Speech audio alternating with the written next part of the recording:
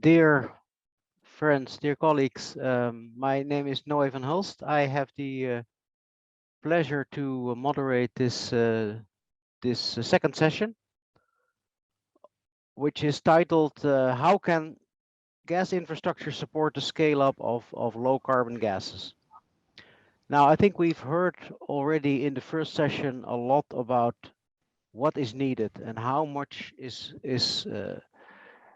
actually needed in terms of low carbon gases towards 2050 if we will want to have any realistic chance of really achieving those extremely ambitious objectives that are necessary to achieve net zero emissions in 2050. And I think anyone that has not already thought about this and looked at these numbers that Tim Gold was presenting, it's simply mind-boggling. The amount of scaling up that needs to happen in the next decades to come, and as we are here in, I think, with a group of many experts, we all know that talking about 2050 and talking about what is necessary in 2050 doesn't mean that we can sit on our hands for the next couple of decades. But on the contrary, that we already need to do a lot of investment now in the next 10, 20 years if we want to have any real chance of achieving these extremely ambitious targets. So the way that I look at it, from my perspective, is that, of course, this was already extremely ambitious and extremely difficult.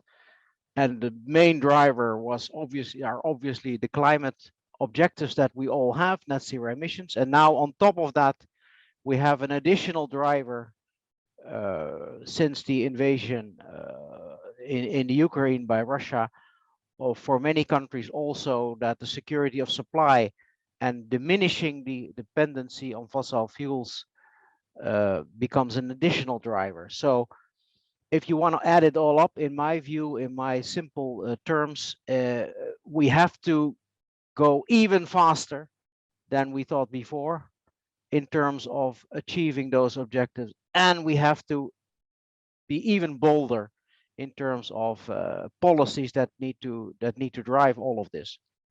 Now, in this session, of course, we are very much focusing on what is already happening, what is underway, what are some of the companies that are at the forefront of projects, how are they viewing this, what are they doing?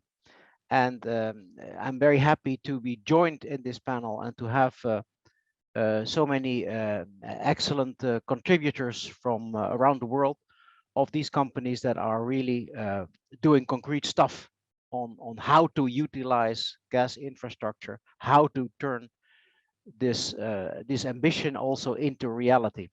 And I will not spend much more time on that and on introductory words, I mean, and I really want to go to our excellent panel and hear from them how they see it. But I will come back to you. I warned you already about this question on how can we even go faster? How can we even do more?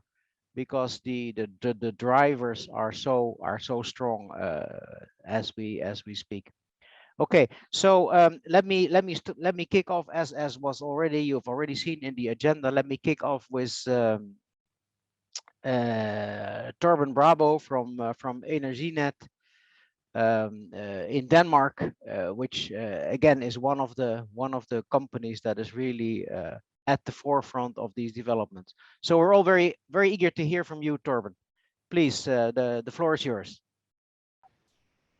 Yes, thank you. I guess you can hear me. Thank you to IEA and Mr. Sadamore and Mr. Molnar for inviting us. And again, it is always pleased to be here with the IEA and the global community, and let's say spread our experiences and listen very carefully to the experiences from others.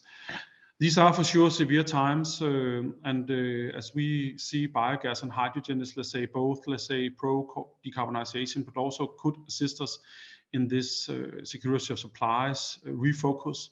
As we heard from the Commission about, let's say, doubling biomethane goals and doubling hydrogen goals, for sure we are pro that also. In the Cadent, is also, so we are state-owned, so we're doing what the politicians want us to do. So to some extent, you should thank the Danish politicians or the Danish population for what we are actually doing. So please go to the next slide. So in the Cadent, as I said, it's a state-owned gas and power TSO, so we are integrated both on electricity and gas. We are a fairly small country, 6 million people. We are well connected to our neighbors, as you can see on our flags on the map. We balance between climate, affordability, and security of supply. Probably for the last 5 years, we have had decarbonization and climate as the main goal, to be honest. And part of that have been, let's say, for gases, it has been biomethane. It has been our best brand there, which I will come back to. But during the last 5 weeks, for sure, this have, let's say, changed. So I'll also mention that on this map, you also see the Baltic Pipe, which is a very large natural gas pipeline from Norway through Denmark to Poland and further to the Baltic states and Ukraine, which will come online 1st of October here with 10 BCM. So it's green gases, but also, let's say, with natural gas.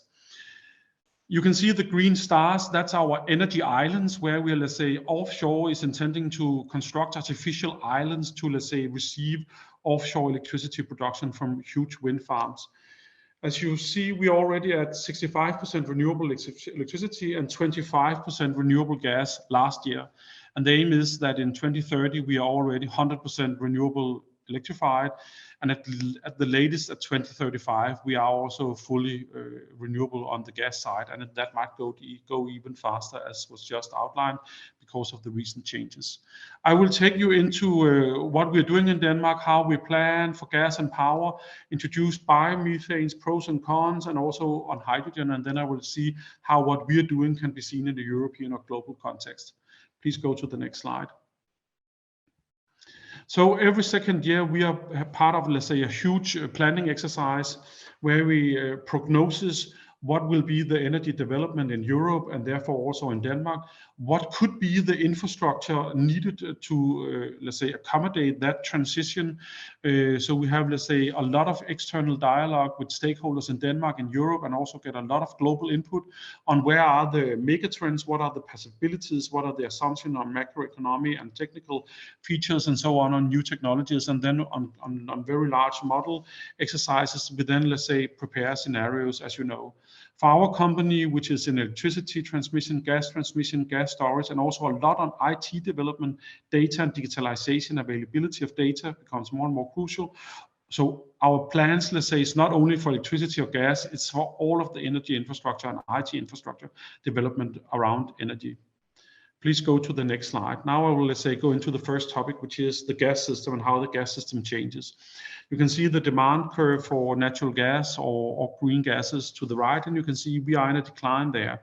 So part of, let's say, us reaching fairly fast 100% renewable gas supply is also that the consumption is coming down. So it's a conversion from coal and oil to, let's say, being electrified. It's energy efficiency, which is really intensive here in Denmark also in many aspects. So that's what you can see here. Electrification also means a lot of heat pumps, both for, let's say, residential heating, district heating networks, and also heat pumps, let's say, in industrial uses. You see some yellow lines, and that's where we are on the green gases development. Right now we are at the 25% levels, and as you can see that the yellow line will, let's say, come to the green area, let's say, around 2030, 2035. You also see that there's a dotted line, so the gas consumption might be faster. What we have seen in the last 2-3 years is that even more industries convert from coal and heavy fuel oil into natural gas or biomethane in the longer run. So perhaps the gas demand will be even larger than this. For the last 4 weeks, none of these industries have wanted to convert into natural gas. So probably this will be reversed also. Yes, please go to the next slide. So that is even more detail. So here you see our country. We have the North Sea to the left. We have Germany to the south. We have Sweden to the east. And we are now zooming in on biomethane. Here we have the 51 current blue dots, which is the biomethane plants. They come primarily from agriculture manure, but also from industrial waste in meat and dairy production also here. It all started, let's say, 30 years ago when we had biomethane produced directly for electricity production. Those plants are not here. They are fairly small. So on this map, we're, let's say, presenting, let's say, the bigger plants who are upgraded on the gas grid. It started, let's say, 10, 12 years ago, where the biggest industrial gas users came to us, meaning pharmaceuticals, meaning food production, meaning Lego, and so on. They came and saying, we need a green gas future. So it was driven, let's say, by politicians and agriculture who wanted, let's say, to deal with the manure. It was also the industry is coming here, and then in between was Cadent, and we started then to plan how to integrate this.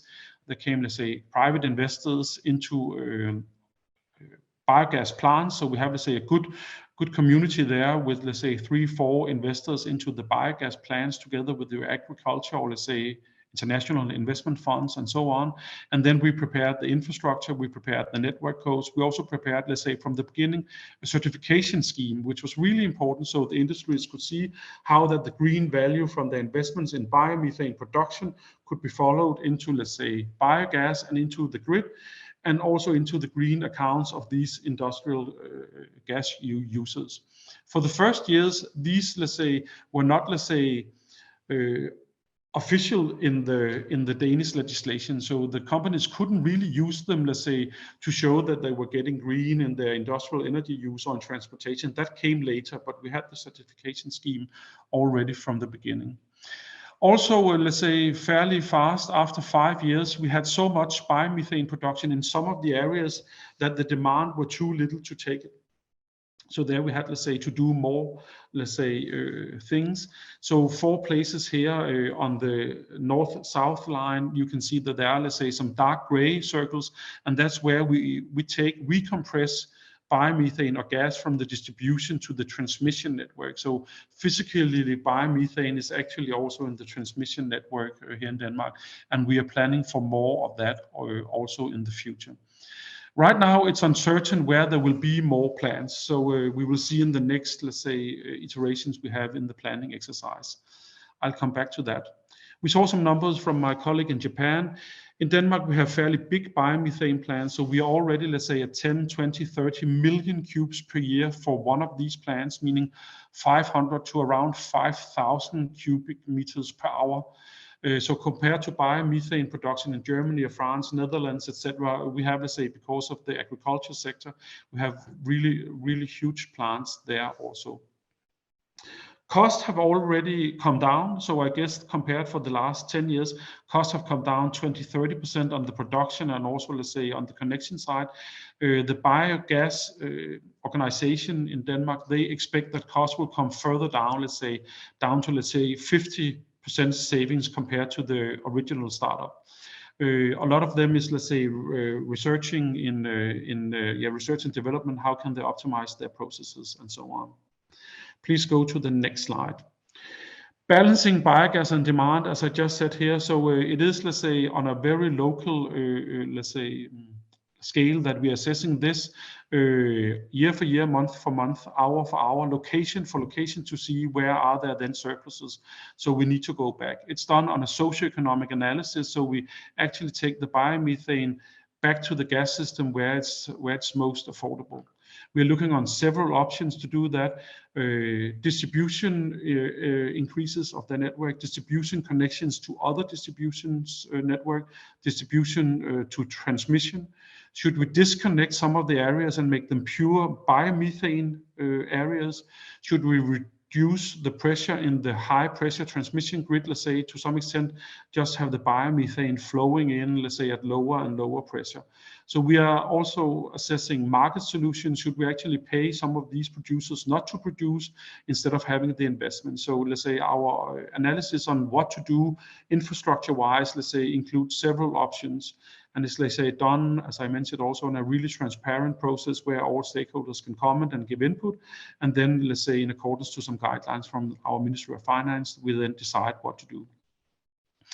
The surplus areas we have in Denmark is the one depicted on the map here. So you can see 6, 7, 8 places there might be, let's say, need for upgrading again.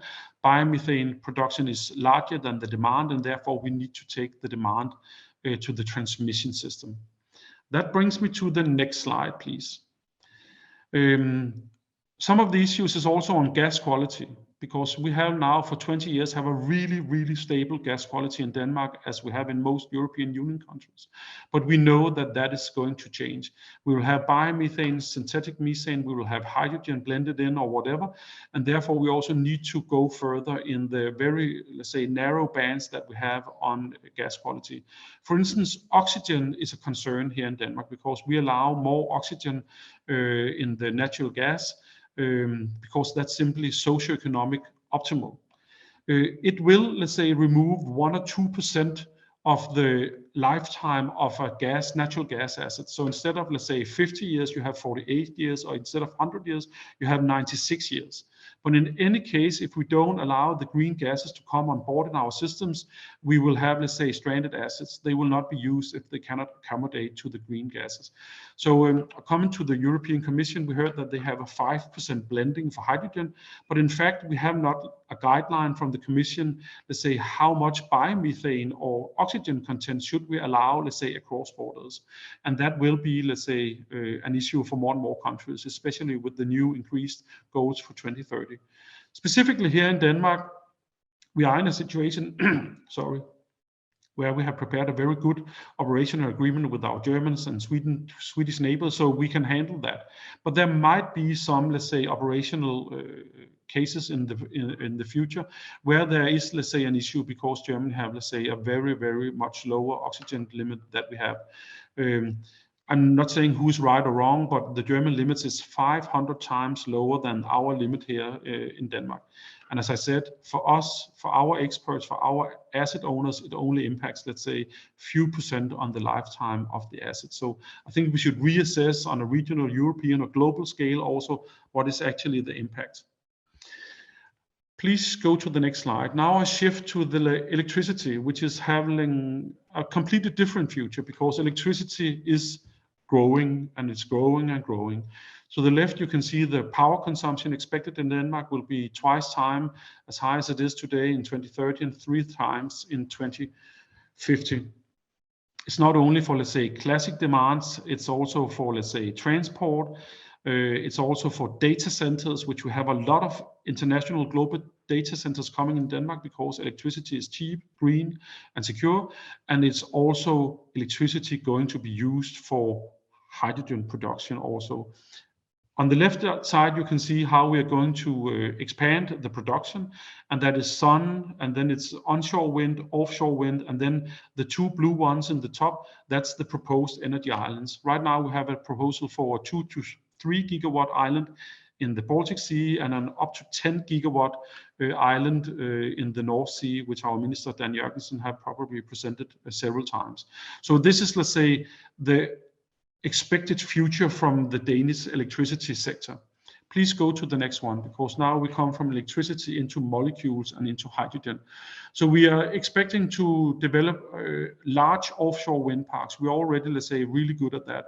We're going, let's say, here in Denmark up to 40 gigawatt. It requires, let's say, 3, 4, 5 islands in the long term. Power to X is going to produce either onshore when we take the electricity on land, or we also consider to have the power to X production offshore. The islands will be, let's say, prepared in a way that at least step by step that they can also include power to X. Hydrogen is not the end destination. In Denmark, we don't use that much hydrogen. It's very close to zero, to be honest, but we have new industries coming in, shipping, and some of the industries, Maersk is there, but also airports and so on. So e-fuels is key. And we also have, let's say, plans how it's going to be developed, probably in clusters increasing, but also backbone, and perhaps from the energy islands where we could have a potential for biomethane very large, it could be, let's say, with an export potential also for Germany. Please go to the next slide. Therefore, we have with our German counterparties already last year conducted a feasibility study on repurposing an existing natural gas pipeline, which is double, adding also, let's say, a new hydrogen pipeline where we don't have spare capacity with the full, let's say, supply option from the West Coast, where hydrogen is produced from North Sea Energy Island electricity and then transported into Germany. You can go to our home pages. I have on many of the maps or graphs provided links to our home pages. All I've told until now is, let's say, based on the Danish assumptions. But the graph on the left actually show the Danish assumptions being the blue one, the light blue one, where you can see in the middle 2040, where we expect very little hydrogen production from power to X. In fact, if you go to the latest TYNDP scenarios from the European entities, NSOE and NSOC, it's the dark blue one. So you can see even in 2040 and in 2050, there's a really huge difference between our Danish assumptions and what Europe actually needs. So the deficit of hydrogen in Belgium, Netherlands, and Germany actually requires exports from Denmark as an option. So that's where you say to some extent that this can be linked. My final slide, we can go to that, and that's where we're, let's say, going to, let's say, to the European level, because we have also participated in this European hydrogen backbone with 20 other TSOs from EU member states, and we have presented, let's say, twice a vision map where all the TSOs have assessed how we can repurpose, how we need to develop new hydrogen pipelines from clusters some places, but in the end it will, let's say, mature into a homegrown hydrogen backbone. And you see the vision here to the left, and just mentioning also, as we heard from the Commission, the Repower EU initiative from the Commission of the 8th of March stipulates biomethane doubling, hydrogen doubling by 2030, and therefore we see this really positive. We have done what we could here in Denmark, and we are willing to say to cooperate with our neighbors on both electricity, energy islands, biomethane, and hydrogen, and for sure also with our global friends. Thank you. Oh, great! Excellent, Torben. That was extremely interesting. Thank you so much for that presentation. Couple of takeaways that I want to focus on, and then I have one or two questions for you, Torben, before we go to the next speaker. I mean, firstly, for all those that have not noticed that, very interesting in Denmark. Also, Torben works at Energinet, which is the TSO for gas and electricity. You know, we often talk about, you know, we need to look at the energy system in total, and we need to plan for the energy system in total. Well, in Denmark, in Energinet, they're doing it. So I think it's an example for, as a kind of a footnote for many TSOs and kind of the future of TSOs for Europe, maybe even elsewhere in the world. So that's I think number one. Number two, Torben, extremely interesting how far advanced actually you are already. Indeed, in these numbers are amazing of the green gas development in Denmark. And in a way, we are looking at the future for the rest of Europe. You know, this is what we heard from Mechthild, that this is where Europe wants to go. Well, you are already kind of halfway there. It's fantastic. So, and then you're saying you're going to develop also the hydrogen partly through artificial islands, and you might be coming, exporting to those countries in Europe that do need more than they can produce themselves. So all of that extremely interesting. But Torben, one or two questions. We have one from the chat who was saying, okay, great, biomethane, but what about, did you look at the global warming potential of biomethane? What about the leakages? And can you elaborate a little bit more? For you, it's maybe all given, but how do you, is it just simply, you know, you decrease the regular gas, and then you just stick the biomethane into the same pipelines? Is that all, you know, easy peasy, and can we all learn from that, or how does it actually work? A little bit more on that, Torben, please, if you can. So I must say, I'm not an expert, but we do all this fully transparently. So I don't hear any climate, let's say, people who is, let's say, against our solutions. Please remember that we come from agriculture manure, which is actually a great concern in the agriculture sector. So we're actually solving a problem there where the rest products would be on the fields, and thereby it would have a direct methane impact on the greenhouse gas emissions. We remove that, we take the methane out and construct biogas, and then in fact we take the residuals back. So it's also the fertilization is coming back. We have a really good circular, let's say, on phosphorus and a lot of nitrates and so on. Leakage, yes, for sure.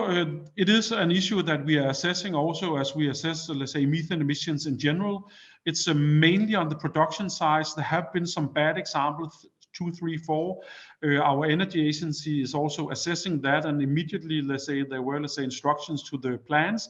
And we are, let's say, in the lower end. So if you compare, let's say, to the really horrific maps that we saw, how you see, let's say, emissions from, let's say, the production sites outside Europe.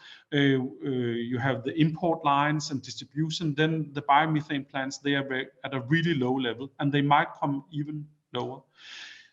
Very short, for us, we made it simple, to be honest. So we simply required that the biogas should have characteristics close to the natural gas. So it could go directly into the market or into the network. We make a market design where we don't, let's say, fragment between biogas or methane natural gas. So it's just a molecule as soon as it enters into DSO or TSO systems. So you can take it anywhere physically. And then we have the certificates and now the guarantees of origin, which is actually the document that carries the green way forward. Final comment. It's not easy to be an integrated gas power TSO because it also means that we see a lot more of the future issues faster. So it's hard work, it's fun, but it's not. So it's not, let's say, the easiest solution.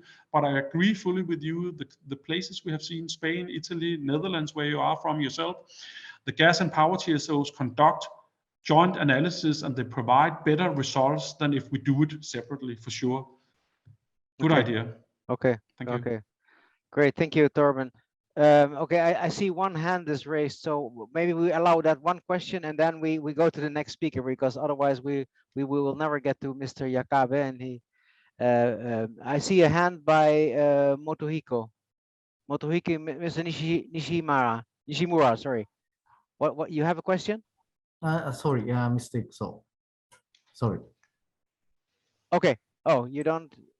Oh, we do it later then. No, sorry.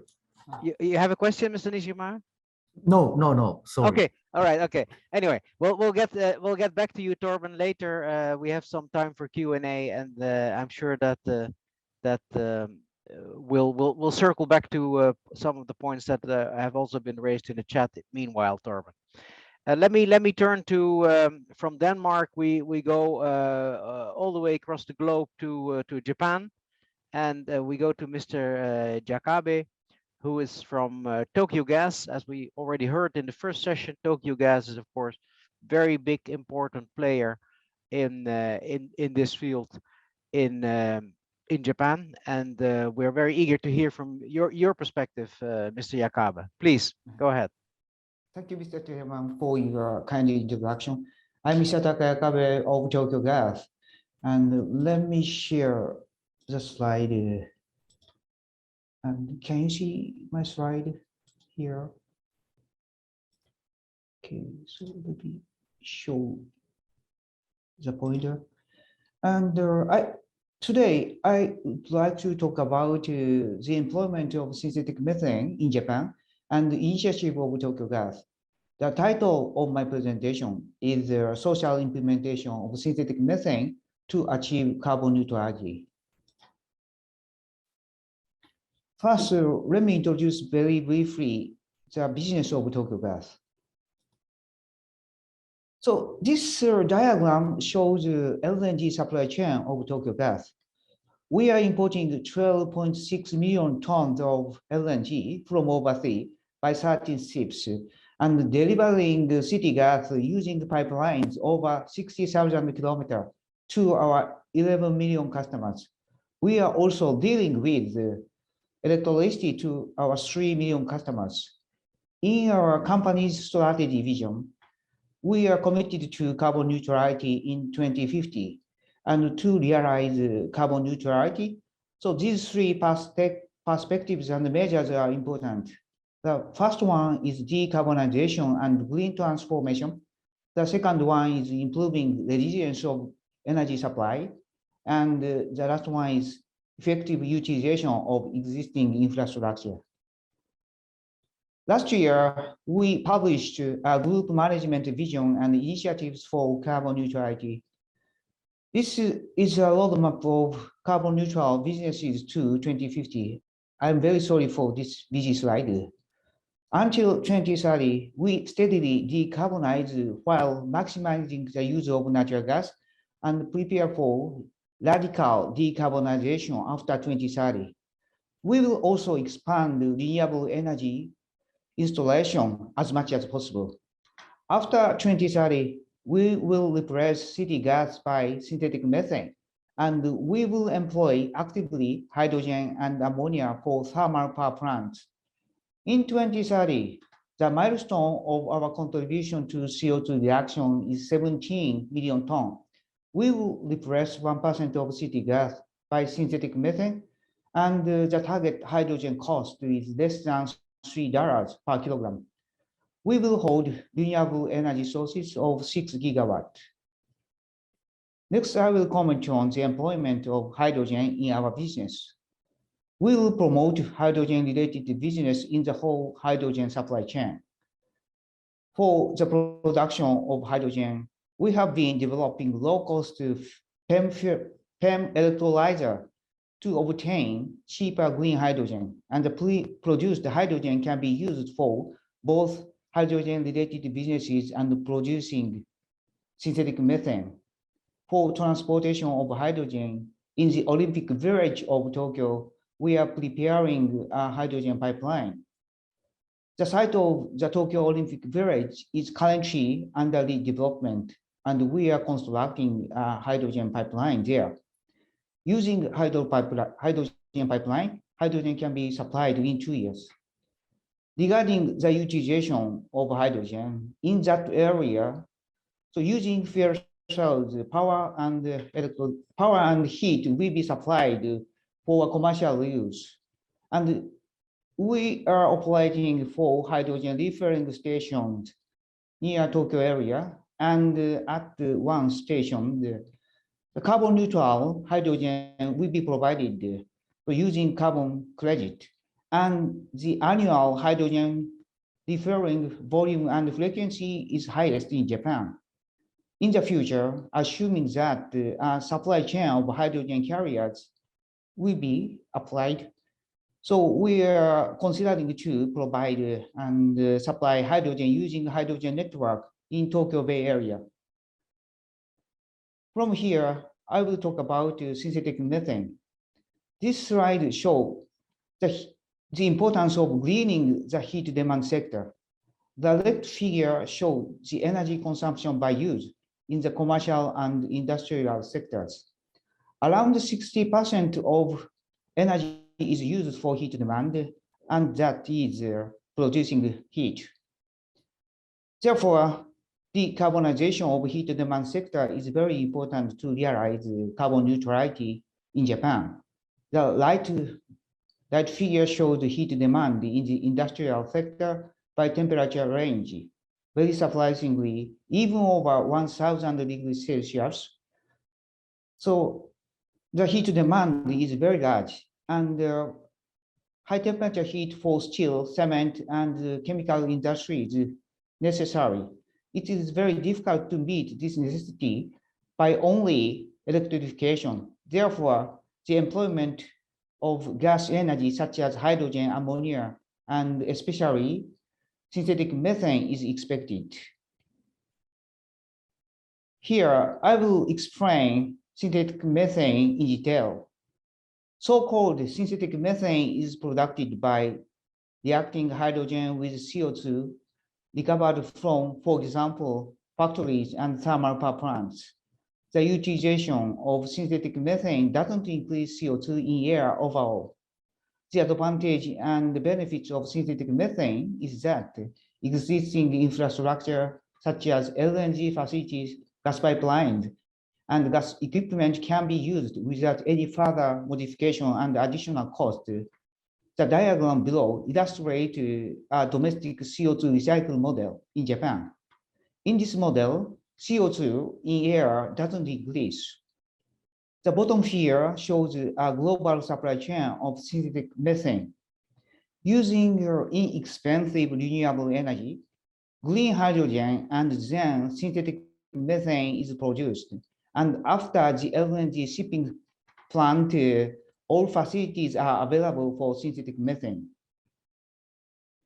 To implement synthetic methane, long-term strategy and R&D are important. This is a roadmap for social implementation of synthetic methane of Tokyo Gas. We consider three major steps for the implementation of synthetic methane: small and middle scale demonstration in Japan and large scale demonstrations overseas.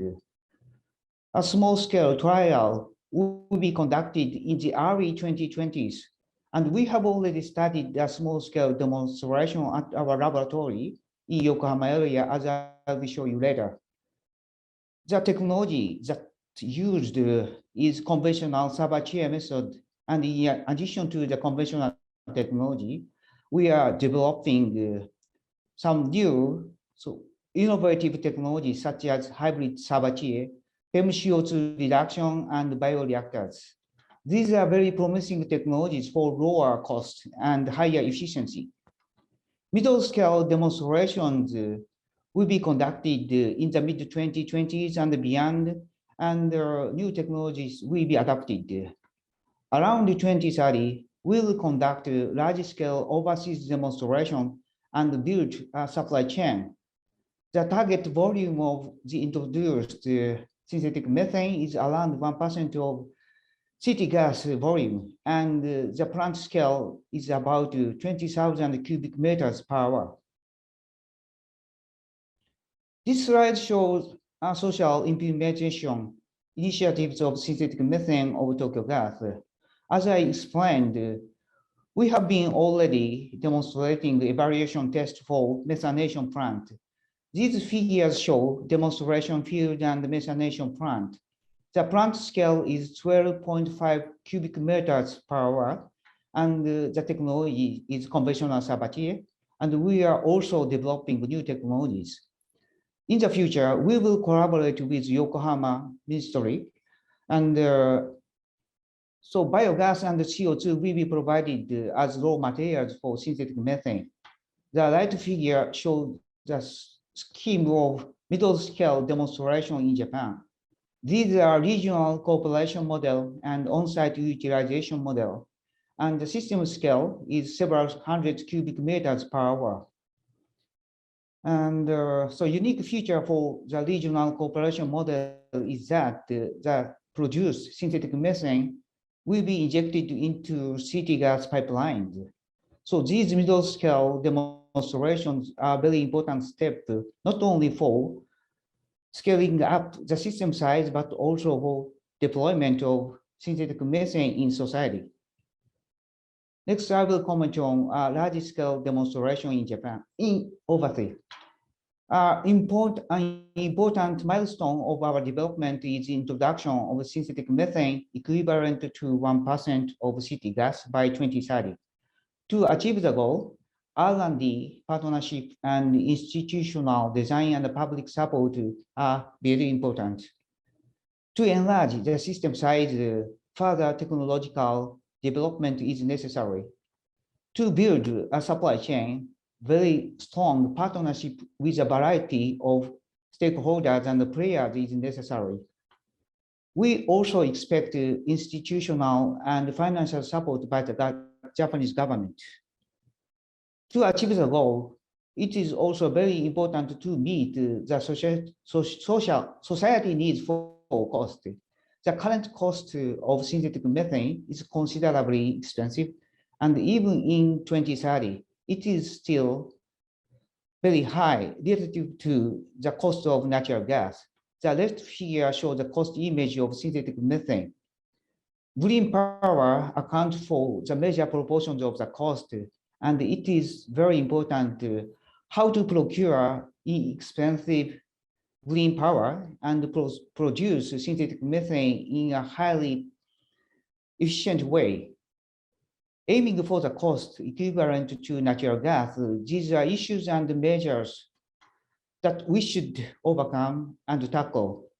These are almost the same as that for building a supply chain of synthetic methane. Low-cost hydrogen production technology and innovative methanation technology and very strong partnerships with a variety of stakeholders and institutional design and public support for social implementation. This is the last slide, and so it shows a map of feasibility study on overseas supply chain. We are currently working with local energy companies and trading companies on feasibility studies in Malaysia, North America, Australia, and other regions. Regarding Malaysia's the feasibility study with Petronas and Sumitomo Corporation is undergoing, and to establish a supply chain to produce synthetic methane in Malaysia and introduce it to Japan. For North America, we are performing the feasibility study of the entire supply chain for production, liquefaction, and transportation of synthetic methane in North America with Mitsubishi Corporation. We will start detailed studies with an engineering company for use in liquefaction terminals such as Cameron and others. In addition, we are exchanging information on synthetic methane, hydrogen carriers, biogas, and other initiatives with a wide range of overseas energy companies to accelerate partnership actions toward the decarbonization of gaseous energy and its implementation in society. I will summarize my presentation. In order to carry through responsible transition toward a carbon neutral society, so we will continue to implement the most appropriate way and hydrogen carriers, considering the time frame and the technology maturity. In the future, we will contribute to local and global carbon neutralization as a decarbonizing energy player in the thermal demand sector and create new carbonization model originating from Japan. Furthermore, our decarbonization challenge in the thermal demand sector is not only with synthetic methane, but through innovation and collaboration with other industries to seek for other wider fields, such as synthetic fuels, with which we have high technological affinity. Thank you for your attention. Okay, great. Thank you so much, Mr. Yakabe, You're welcome. for this comprehensive presentation. Very interesting. Maybe a couple of questions for you, just to ensure also that we all understand what you were saying, at least from my perspective. Number one, my question is, if I understood you correctly, you are on the one hand looking at because we were talking here a lot about the infrastructure, the implications for the infrastructure.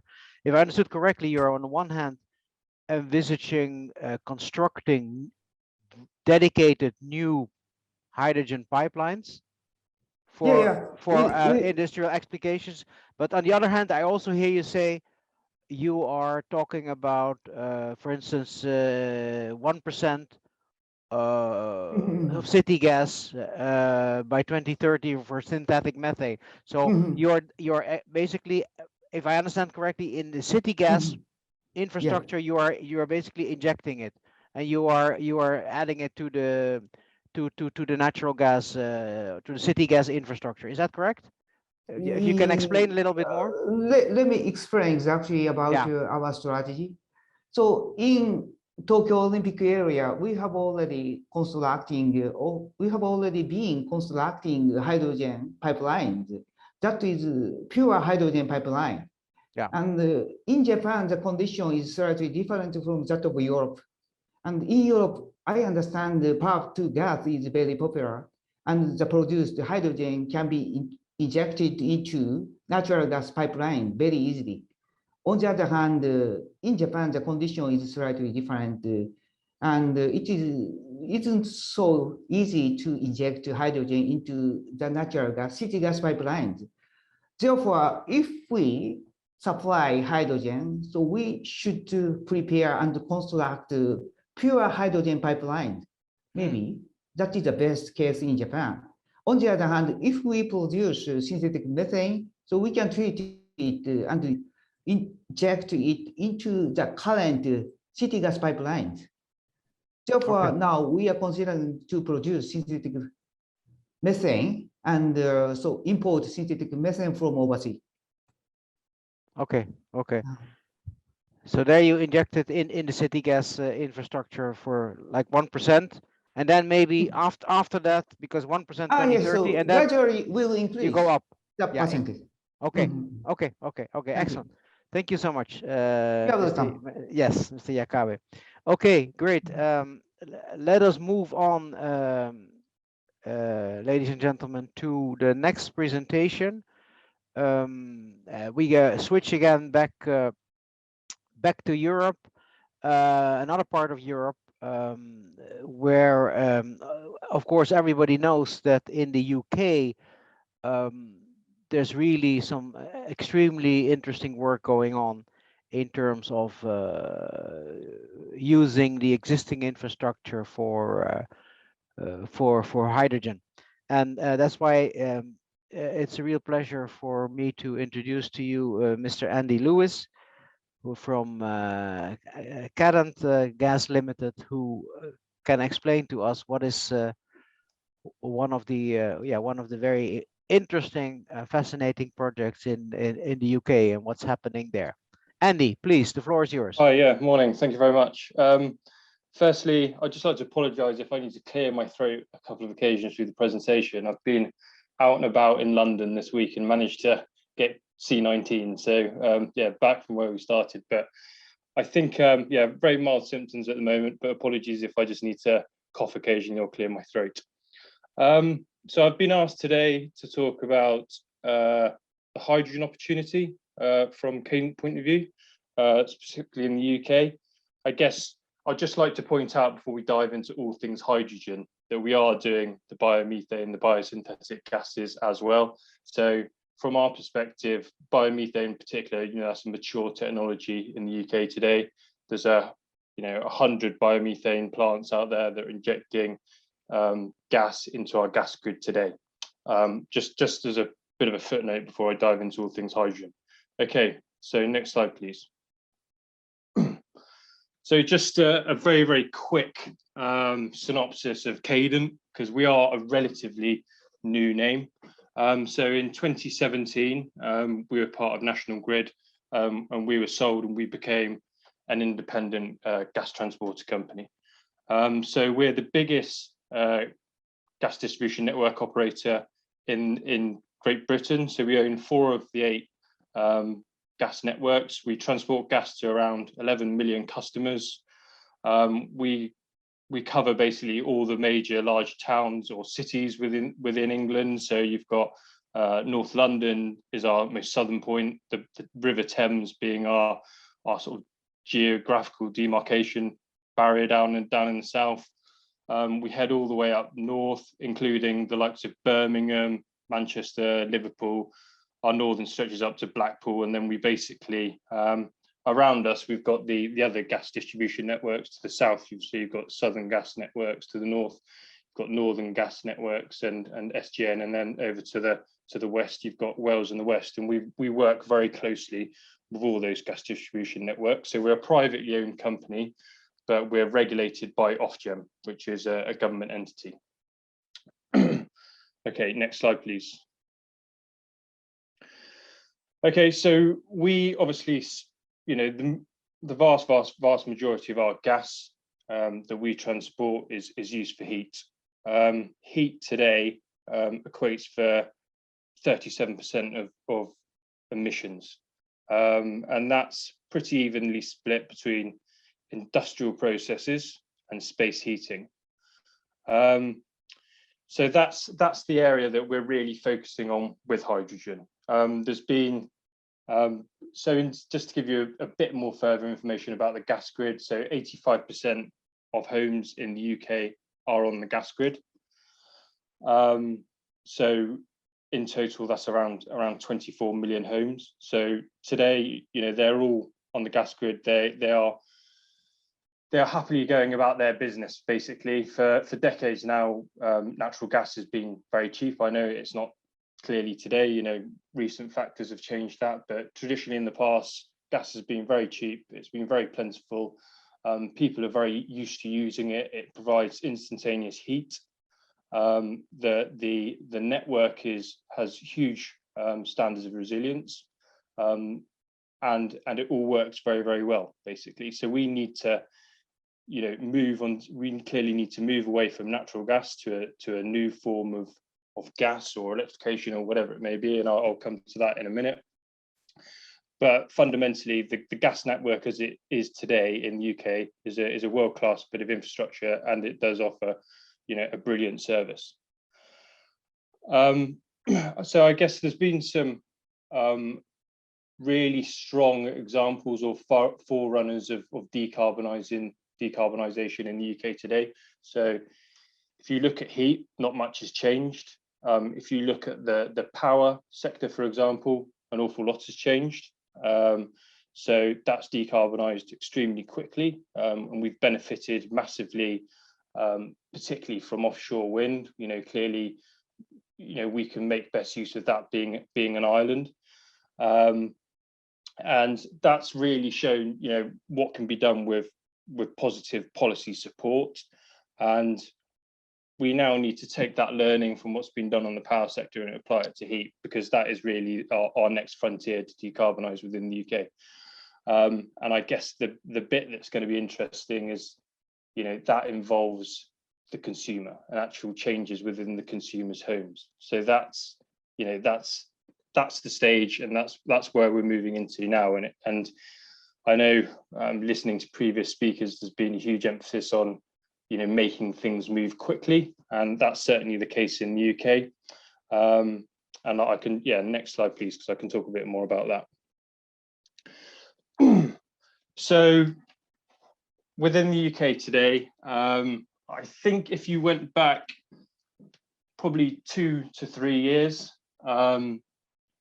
there's a very binary way of thinking in the UK, that you would probably have mass rollout of heat pumps, or you would have a huge rollout of hydrogen. Thinking has moved on from that now. I think the majority of people see that you need a lot of everything really to meet net zero by 2050. We've got a huge thing to do in decarbonising heat, and we need as many technologies as we can possibly get to throw at it, and approach it from a whole system perspective to stand really any chance of meeting our 2050 target.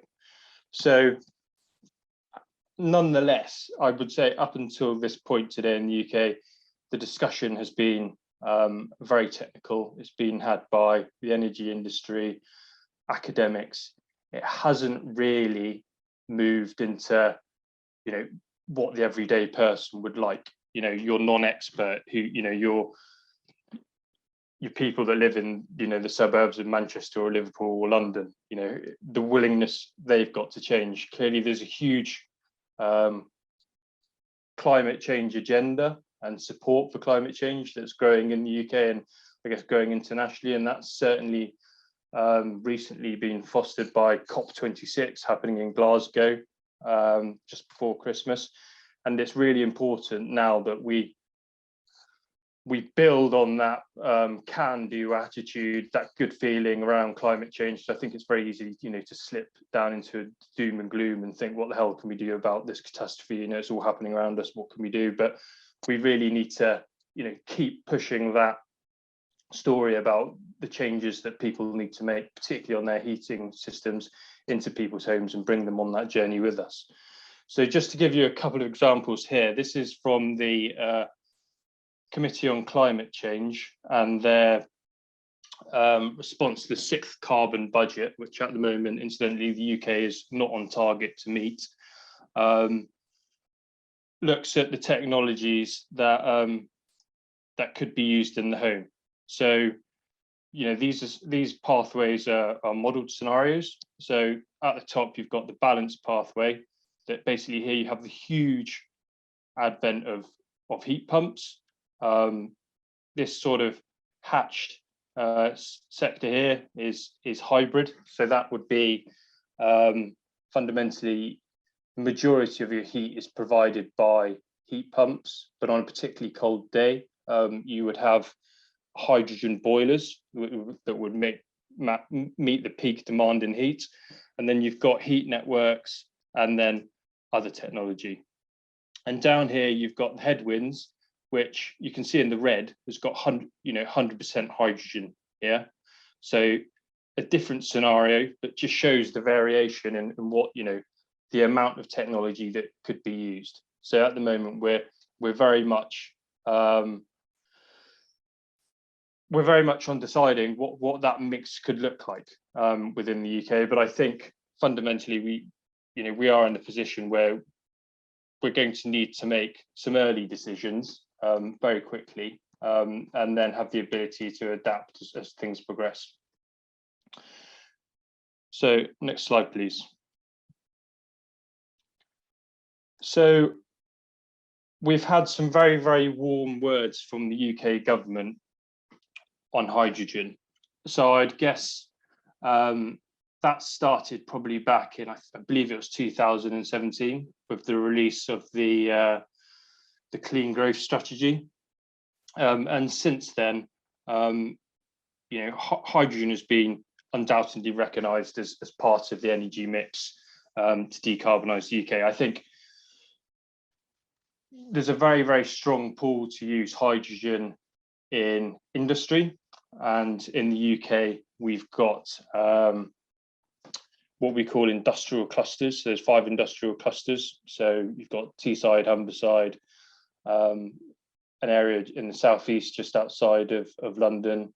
You've got the South Wales cluster, and you've got a Scottish cluster as well. And the way that the UK government seems to be moving at the moment is that hydrogen would be targeted in these areas, and these areas are called super places. And basically, you have hydrogen deployed predominantly to decarbonise heavy industry, and then I guess the ripple effect from the decarbonised heavy industry would spill out and would include transport and commercial and domestic applications as well. So, you know, the mood music is very good at the moment with regards to hydrogen in the UK, but at the moment we're still not in the position where we've got firm policy to take it to the next step, basically. That's not to be said that the policy creation isn't being done at the moment. So there's a huge amount of work being done in recent years on hydrogen policy and also policy on carbon capture, utilisation and storage. So we've got a massive opportunity in the UK. Many people believe to be a forerunner, a front runner in CCS technology, basically because we have favourable geology. So we have 1/3 of Europe's CO2 storage capacity offshore, and also favourable geography, and that we have these areas, you know, these closely bound areas of industrial consumers all together that we can target to decarbonise, and that's good for a number of reasons, because basically we want to keep heavy industry in the UK, you know, supporting jobs, supporting future growth, and decarbonising it instead of exporting, you know, high carbon products from elsewhere in the world. So next slide, please. So like I say, with, at the moment, without there being any firm policy, and hopefully, like I said, that's going to change very soon, there's a number of things that are happening in the UK. So, it goes without saying, the first thing that everyone should do is upgrade energy efficiency. So the less energy we can use of whatever it is, whether that's hydrogen or electric, because our homes are energy efficient, absolutely makes sense. So within the UK, we've got a very old housing stock. So 80% of the homes that will be present in 2050 are already built today, and a lot of those homes have very low energy efficiency. And I'm talking something in the UK, we have energy performance certificates, and A being the highest, and it goes all the way down to G. So the majority of the homes are in that sort of D to G category. So the first thing we need to do is improve energy efficiency. Recently, the government has released some policy to support the installation of heat pumps, which is good to see. But the heat pump sort of supply chain within the UK is still relatively nascent. So, you haven't got many players in that space at the moment. And what you would need to see is a huge amplification of basically that market to meet the demand in heat pumps. And then something that we can do is, as UK infrastructure providers or gas distribution network operators, is we're targeting locations within our network area where we think hydrogen is going to be used most early. So undoubtedly, for us, that would be around the Humberside region in the northwest, where we can fully upgrade our network to ensure that it's ready for hydrogen as soon as it emerges. And that, for us, involves something called the Iron Mains Replacement Programme, and that's been happening in the UK now for a number of years, where we're basically replacing metallics within our network with polyethylene plastic, which basically reduces the amount of methane leak when we're using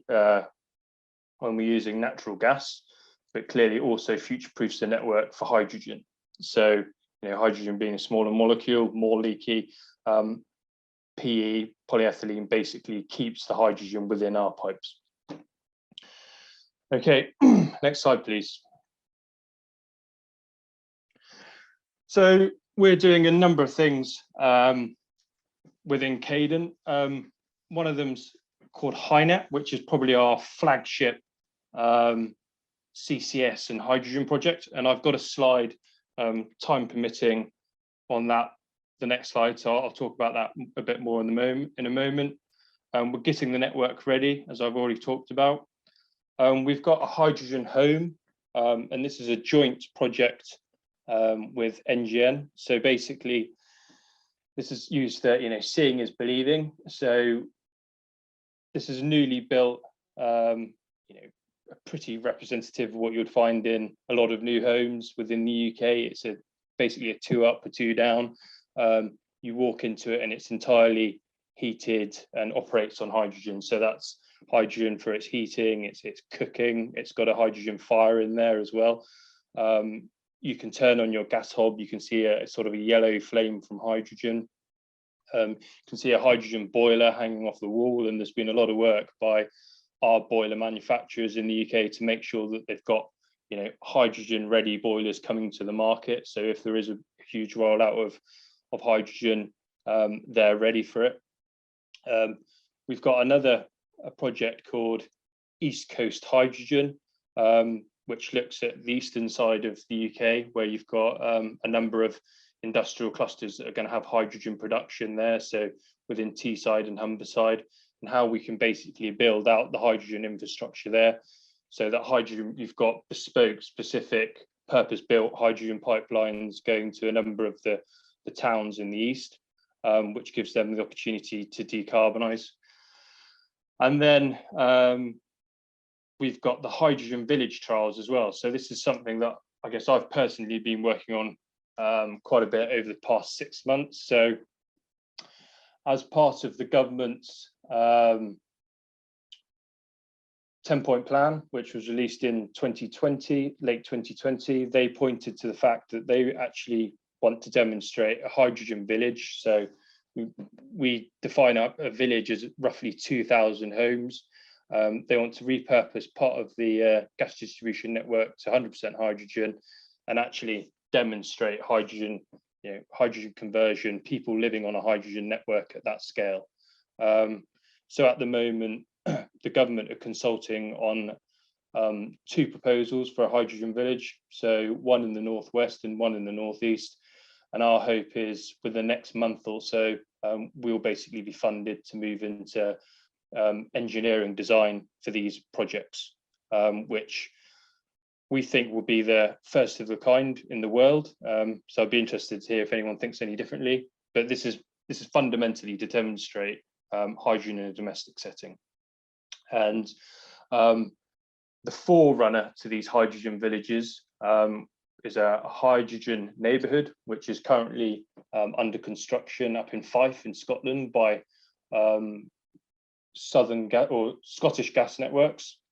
So they're running a hydrogen neighbourhood. And then we've also had a number of projects that we've all collaborated together on, such as H21, which basically looks at the technical evidence framework that we need to present to our regulators to suggest that, or not even suggest, to prove that hydrogen in domestic setting is safe. So, and that's been running now for a number of years.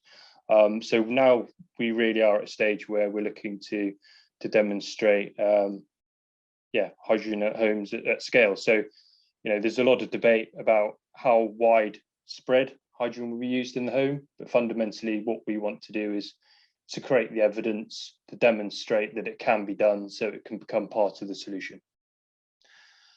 Okay, next slide. I'm not sure how I'm doing for time, so I'm okay. Yeah. So I'm just going to talk a couple of minutes a bit about our forerunning project, which is HyNet in the northwest. So just to get people's geography, you can see a big red blob in the centre of your page. That's Liverpool, and then over to the east you've got Manchester. So in the northwest of England. Basically, we've got a hydrogen CCS project in this location called HyNet Northwest. Within this region, you've got a large industrial footprint, and there's obviously from that industrial footprint, you've got huge emissions, mainly from natural gas. And since 2017, we've been a partner on the HyNet project that looks to develop CCS and hydrogen project, namely because just offshore in the East Irish Sea, you've got hydrogen or potential for CO2 storage in disused oil and gas fields. So they're going to stop producing gas in 2023, and that's when they're going to be repurposed to store carbon dioxide. If you come onshore, the heart of the project really is a blue hydrogen production facility at the SR refinery. And I know there's probably, at the moment, I know there's a huge, just to, I guess, talk about this blue versus green, because I know it's very topical at the moment, head on. So yeah, this is blue. The idea behind blue is we're looking to build 350 megawatt autothermal reformer there from a Johnson Matthey technology. So that has 97% capture rate, 85% efficiency. We believe this is a very, very good technology. It enables us to produce, as I said, 350 megawatts of production by 2025, which enables us to start decarbonising industry in that area straight away. So basically, it's to do with time and scale. Cadent's specific role in the project is we're developing, what you can see here is a bespoke hydrogen pipeline. So this is an order of 90 kilometres of pipeline. We're undergoing the FEED for this at the moment, and we've just began a period of consultation. So we're asking people's opinions on the routing. And this basically connects a number of heavy industry facilities. So you include an oil refinery, you've got a power plant, you've got a fertilizer plant, a glass manufacturer, a chemicals plant, who are all very, very keen on reducing their carbon footprint and receiving this hydrogen. And so we're hoping, you know, being a track 1 cluster, we can start developing this technology or start deploying this project from 2025, subject to government funding models coming online.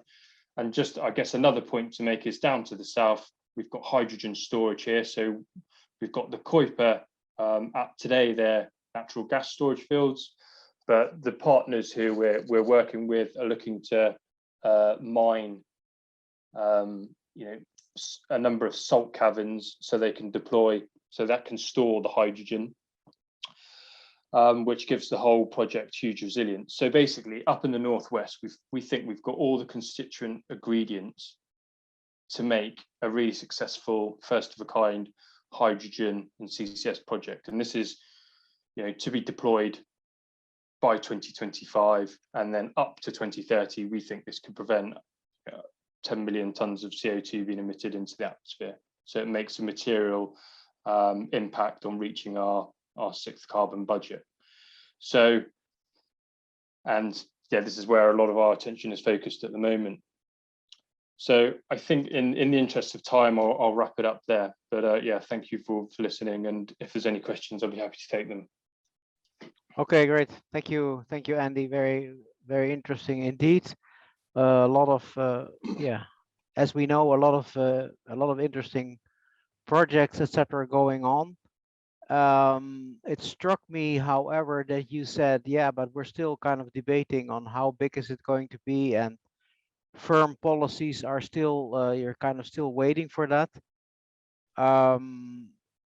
So what kind of or let me turn the question around. So what would you know, what if tomorrow, you know, the government would say to you and your colleagues in the world of TSOs and DSOs, okay, we gotta move now, we gotta move faster, we gotta do much more, much bolder, much faster, you know, we need to decarbonize the entire gas grid within the next 20 years. Doesn't matter, biomethane, hydrogen, but can you do it? If those firm policies, I'm saying, if your firm policies are coming, are the TSOs and DSOs ready to roll it out and get it all ready, get all the pipelines ready, etc., and serve everyone with decarbonized gas? Is that feasible in your view? I think it's feasible. It's that's not to say it's not extremely challenging. Okay, so you know, whichever way we look at it, things in the UK, decarbonising heat is going to be undoubtedly a big challenge because it involves going to people's homes and making a change, whether that's heat pumps or hydrogen. Clearly, from the hydrogen point of view, you know, we're reliant on there being sufficient hydrogen to go into our gas grid to enable that decarbonisation to happen, basically. So, you know, and that's incumbent on there being positive policy support. And like I say, we've seen that in offshore wind, for example. You know, we had a policy was put in place, and that was contracts for difference. And I think that started off at sort of £150 a megawatt, and now it's down to, you know, 30, 40 pounds. And I think you've seen that huge, you know, proliferation of the technology, price coming down, and we're building from there. And now I think they're moving to a position where they don't need policy support.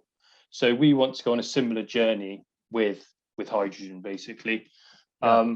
We've got, you know, we've got a world-class gas infrastructure asset out there that's over the years, you know, the 200 years it's been, you know, over its 200-year history has had billions of pounds of money put into it and upgrading it. And recently we've been going through the iron mains replacement program, where we've been taking, like I say, all our metallics out and replacing with polyethylene pipeline. So we are future-proofing our network. So yeah, there's a huge amount to be done. across the piece, we really need to take consumers with us on this journey so they understand why we're doing this. Because today I think consumers have this gas boiler on the wall and it all works brilliantly, but there's almost a disconnect. They don't understand, and I've got to be careful of being too generalist here, because there's a lot of people that do understand, but there's certainly some people that don't understand the implications of that boiler is producing CO2 and therefore we need to change. So I think there's a huge point about educating people in the UK, and I'm like I said, that was going really well leading up to COP26, and I think recent events have transpired, so it's slightly been pushed out the limelight again. So I think it's there's important events going on in the world, and clearly people need to be informed about that, but we need to keep that conversation going, I think, is the point. So people are aware that change needs to be made and we bring them into that conversation. So it's not purely gas companies talking to gas companies and technical people talking to technical people. Well, I mean, the good news is, I think, from Andy, from what I learned myself when I visited you guys in the UK a couple of years ago, is that I was struck how you are already engaging a lot with your customers, with the people in the homes, and that the level of trust that your customers have in you seems to be very high. I mean, unlike the trust in politicians and other. So that what I learned is that it's amazing how people apparently in the UK, and it might be a lesson for other countries as well, to investigate that, and also to take advantage of that, in the sense that if you guys say it's safe, then apparently people, the huge majority of people, they trust that. So that's tremendous good level of trust that you enjoy. There was a question in the chat, Andy, though, maybe before we move on to the next one, is do you already have in HyNet, in this project HyNet, do you already have long-term contracts with also in place with hydrogen buyers in the region, etc.? How is that advancing? We have, so we've been engaging with potential. So the project is based off existing demand. So straight away, the pull for the project has been from heavy industry. So and that's been very much the approach from the start. This project is based off demand, and what we're hearing from the heavy industry in the areas, that really hydrogen for some of them represents their only chance to decarbonize. So they're very, very keen on this project, and for it to move quickly. Okay, great. Thank you so much, Andy, for your contribution. No problem. Thank you. We're going to the next speaker. We're running a little bit late because of all the interesting presentations, but we're now going to again back to Japan, but an entirely different project and an entirely different approach, because we're talking about from Mr. Nishimura from Kawasaki to discuss the groundbreaking, I have to say, globally, at the global scale, definitely groundbreaking work on the construction of international supply chains. Mr. Nishimura, please, the floor is yours. Thank you, Mr. Hurst, for your kind introduction. So, first of all, I'd like to express my appreciation to the organizers for holding the IEA Low Carbon Gas Day under the difficult conditions caused by the COVID-19 pandemic. From now on, I would like to talk about our demonstration project of international liquefied hydrogen supply chain and hydrogen fueled gas turbine power generation in the city.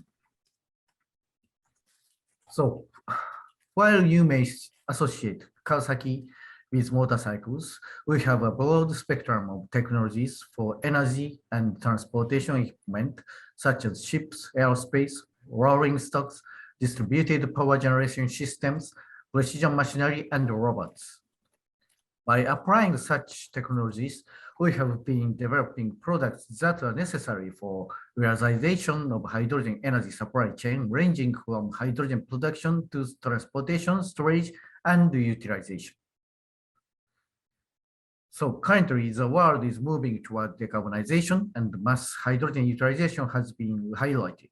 This is because energy system only with renewables and battery storage has a limit for energy scale, facility cost, and applications. Liquefied hydrogen, which Kawasaki is promoting, enables large amount, long-distance, long-term transportation and storage of energy, and contains multiple and connects multiple sectors. And green hydrogen is an important feedstock for methanation and other synthesis fuels, such as sustainable aviation fuel. Another important impact of hydrogen is that extremely wide range of industries are involved in hydrogen supply chain and demand field, which create a virtuous cycle for environment and economy.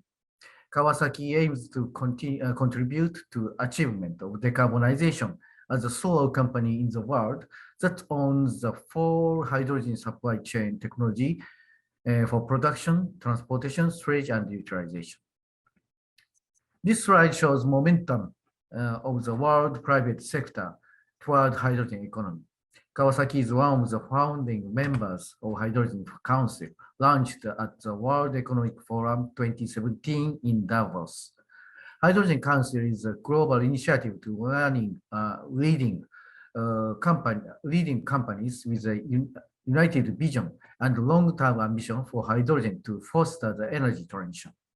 The Council, which started with 13 companies, has now grown to include 134 companies and working vigorously to promote the deployment of hydrogen and expand the hydrogen market. So in 2019, Hydrogen Council made a surveillance on hurdles to realize hydrogen economy. The results showed that private citizens' concern about safety as a hurdle to deploy hydrogen in the daily life, and industrial sector answered that cost down should be attained. For the cost down, scaling up and volume expansion are the most efficient approach, as well as technology innovations. This slide shows this is the concept of international hydrogen supply chain that Kawasaki is promoting. We are aiming to develop hydrogen supply chain producing hydrogen overseas from affordable resources and transporting to Japan in the form of liquefied hydrogen. We have selected liquefied hydrogen as hydrogen carrier. This is because liquefied hydrogen is non-toxic and green. It is also highly pure and can be supplied directly to fuel cells after evaporation. Therefore, it doesn't consume energy when it is utilized in Japan. We believe that a viable transition pathway to a green hydrogen industry will be to focus on production of hydrogen at scale using fossil fuels and CCS technology, allowing green technologies to scale and become economically viable over time. Kawasaki is working together with partners in a pilot demonstration project to establish an international hydrogen supply chain between Australia and Japan, targeting its commercialization. Some of you may be concerned about the life cycle carbon dioxide emissions of coal-derived hydrogen supply chain. Therefore, I will introduce life cycle assessment reported by Mizuho Information and Research Institute. This figure shows well-to-tank carbon dioxide emission in each hydrogen production from renewable energies and Australian lignite. In case of using lignite, CCS is engaged. According to this study, carbon dioxide emission of liquefied hydrogen made from lignite with CCS is comparable to that of other renewable originated hydrogen. So in order to deliver environmentally sustainable hydrogen energy, CO2 produced as a byproduct of the process must be captured and sequestrated under the ground or under seafloor. Thus, carbon capture and storage CCS is a key element of the project. Australia is one of the most advanced countries in terms of CCS. In Victoria, CarbonNet, a CCS project being promoted jointly by the Australian federal and Victorian state governments. We are collaborating with CarbonNet project and will leverage CarbonNet's CCS infrastructure as the hydrogen supply chain project is the most likely foundation customer of the CarbonNet project. The Australian Commonwealth and the Victorian state governments determined support to hydrogen energy supply chain project between Australia and Japan. For Australia, this project creates job opportunities and investment from Japan while contributing energy security and decarbonization of Japan. The hydrogen energy supply chain HESC pilot project is to demonstrate hydrogen production from lateral valley in Australia, hydrogen liquefaction and storage of liquefied hydrogen at Hastings Port, maritime transportation of liquefied hydrogen from Australia to Japan, and unloading of liquefied hydrogen in Kobe, Japan. The pilot demonstration project is divided in two portions and is being promoted by organizations HYSTRA and HEA, respectively. HYSTRA is in charge of blue rectangular portion, including hydrogen production from Victorian coal, maritime transportation of liquefied hydrogen by ship, and the receiving terminal in Japan, all of which have technical hurdles to overcome, and supported by a NEDO, Japanese Governmental Institute. On the other hand, HEA is in charge of the orange rectangular portion, including hydrogen refining, land transport, liquefaction, and export terminal. This portion is playing an important role in getting social license for liquefaction for liquefied hydrogen in Australia and supported from Australian federal and Victorian state governments. So on this slide, upper left is a gasification plant at Loyan Power Station, Lateral Valley, Australia. And upper right, the picture shows a hydrogen liquefaction site in Port of Hastings. And pressurized hydrogen is transported from Lateral Valley by truck and fed to a liquefaction plant that cools hydrogen down to minus 253 degrees centigrade. And liquefied hydrogen is transferred to a cryogenic container trailer. The container trailer goes to the jetty nearby, and then the liquefied hydrogen is loaded onto the hydrogen carrier ship, shown in the left-hand side bottom. So this is a liquefied hydrogen carrier ship named Swiss Frontier, developed and used in the pilot project. Its cargo tank has a double wall structure with a vacuum gap in between to prevent evaporation of liquefied hydrogen.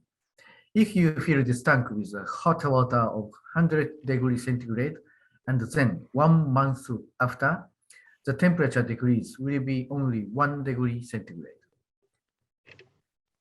This 1,250 cubic meters tank could transport 75 tons of liquefied hydrogen in one voyage.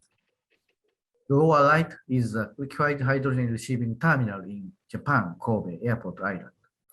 Liquefied hydrogen transfer between the ship and the between the ship and the shore using loading arm system was demonstrated at this terminal for the first time in the world. So this slide shows the current situation of Swiss Frontier.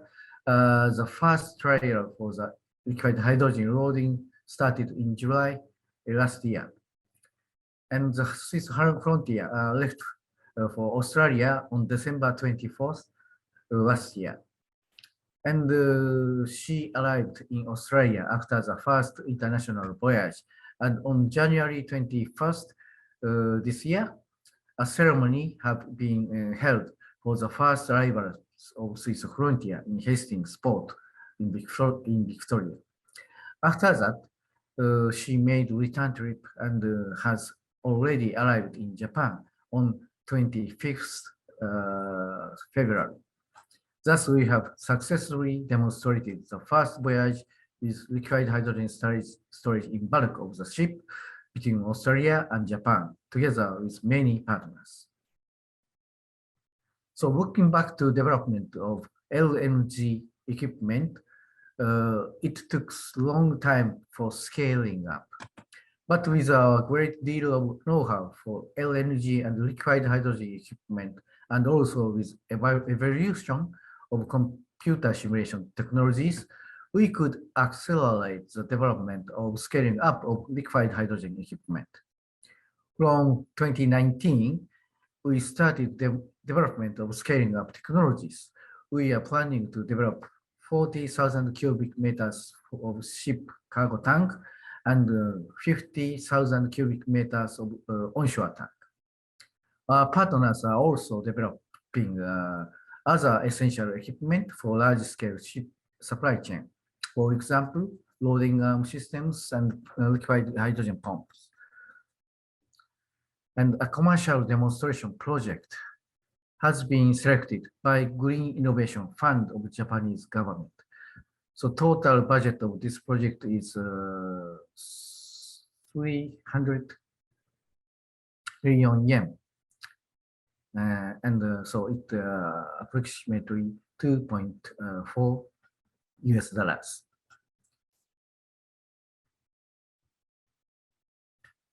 And also we get approval in principle from Class NK, Japanese Classification Institute for the large-scale commercial ship cargo systems. Yes. And with regard to the hydrogen utilizing facilities, we have been operating a hydrogen-fueled gas turbine cogeneration demonstration plant on the Kobe Port Island since 2018, jointly with partners showing red characters here on the slide. So this demonstration project aims to verify the feasibility of supplying both electricity and heat in the city area by the hydrogen gas turbine.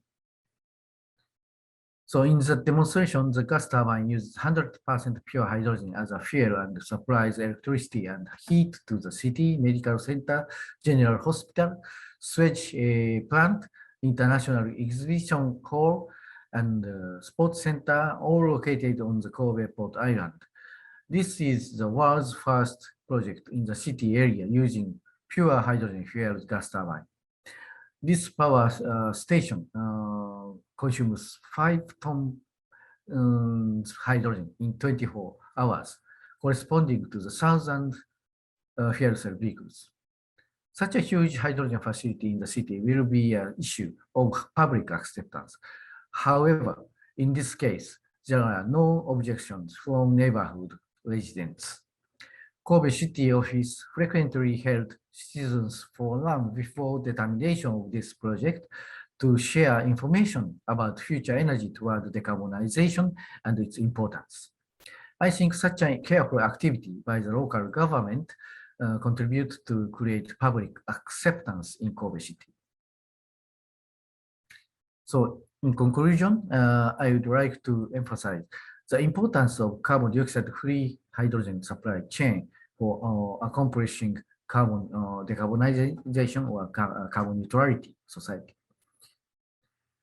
Hydrogen from fossil resources such as natural gas, coal, etc., linked with CCS will realize vast energy supply. This contributes to stable energy supply and security. That is very important. And moreover, hydrogen utilization emits no carbon dioxide. Thus, hydrogen is expected to play an essential role in the carbon neutrality.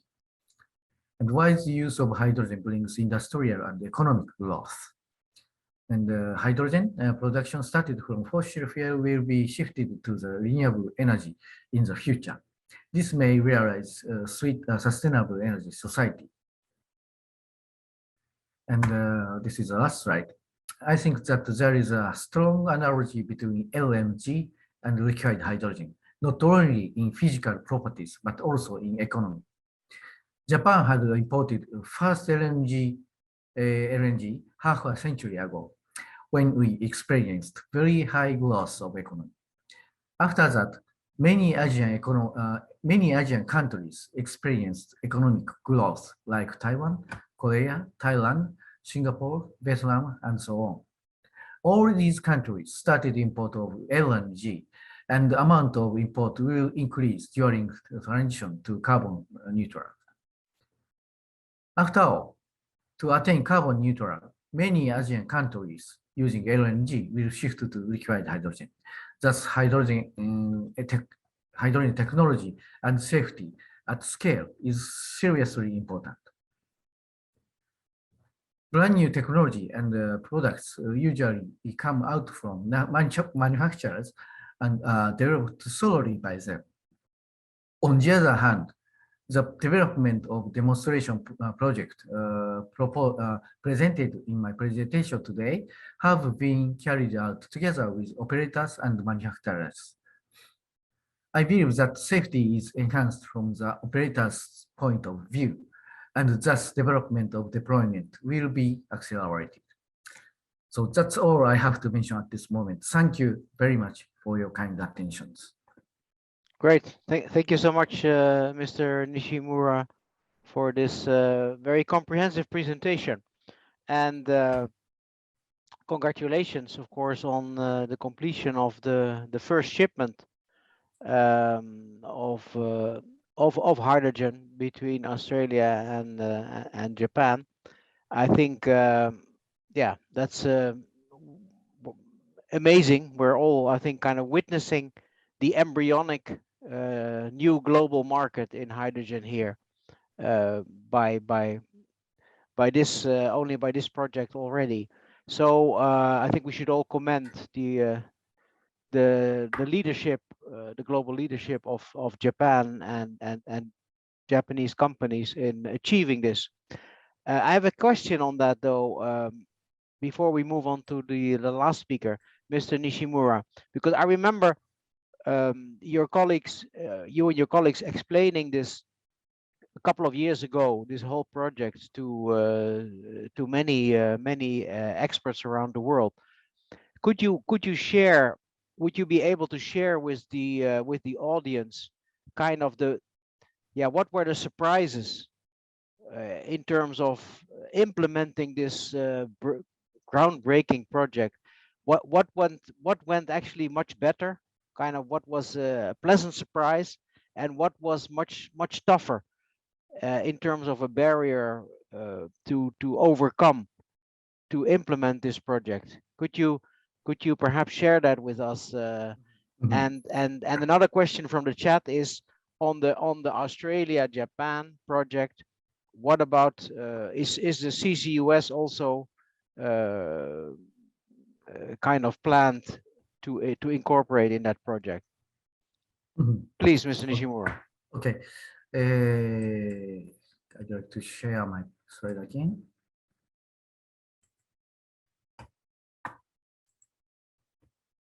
So you can see the full structure of this project here on the slide. Can you see? Sorry, I can't see the slide. Could you see that? Yeah, we can see it. This is full structure. So this project is actually very complex. So blue rectangular part is subsidized by Japanese government, and orange rectangular part is subsidized by Australian federal government and also Victorian state government.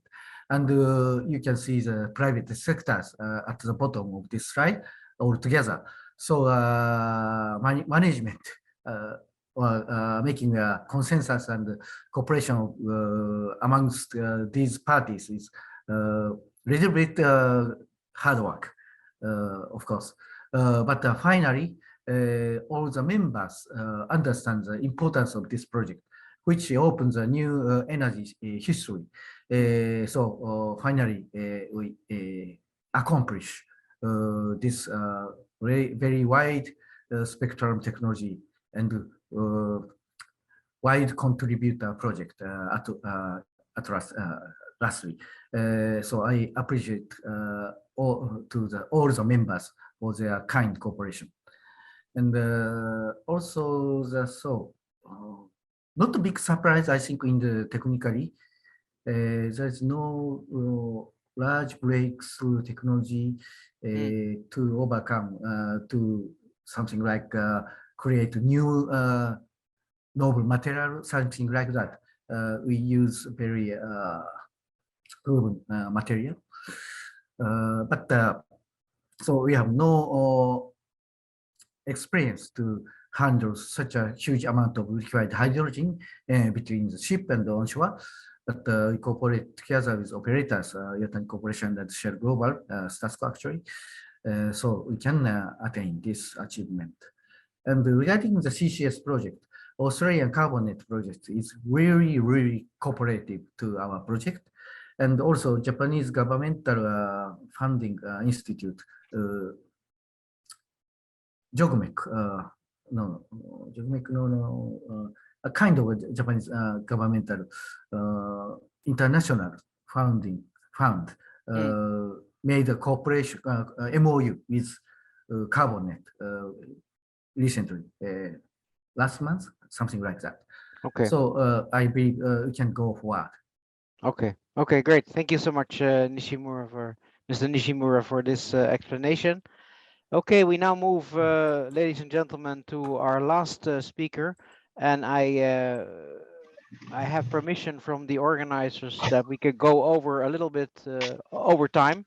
So don't worry, Eddie. It's my pleasure to introduce to you, last but not least, my colleague Eddie from Gasunie, who is going to talk about the hydrogen backbone. Eddie, the floor is yours. Okay, thank you very much. Well, just to, I'll try to be as fast as I can. So no worries. I think there will be some time left for questions afterwards. I would like to just give an introduction of the plans that we're working on and an update on the current status.